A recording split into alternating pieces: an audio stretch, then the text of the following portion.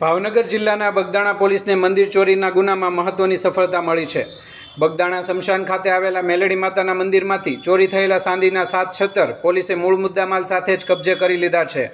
વણશોધાયેલા મિલકત સંબંધિત ગુનાઓ શોધી કાઢવાના અભિયાન દરમિયાન બગદાણા પોલીસ સ્ટેશનના પોલીસ ઇન્સ્પેક્ટર કે રાઠોડના માર્ગદર્શન હેઠળ પોલીસ ટીમે ટેકનિકલ સર્વેલન્સ અને હ્યુમન સોર્સના આધારે તપાસ હાથ ધરી હતી।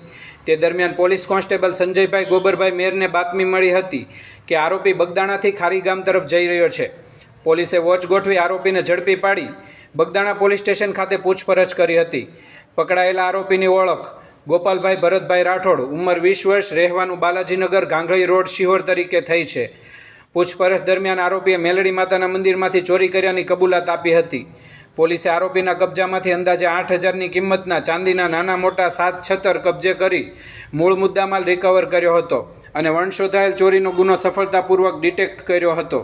આ સમગ્ર કામગીરીમાં પોલીસ ઇન્સ્પેક્ટર કે રાઠોડના માર્ગદર્શન હેઠળ head constable PM Rathod, police constable Ajaysinh, Mahavirsinh, Sanjaybhai Gobarbhai Mer, Sanjaybhai Ukabhai Rathod, Dhansukhbhai Dhankwadiya અને કૃષ્ણદેવસિંહ કનકસિંહ સહિતના પોલીસ કર્મચારીઓ આ કામગીરીમાં જોડાયા હતા।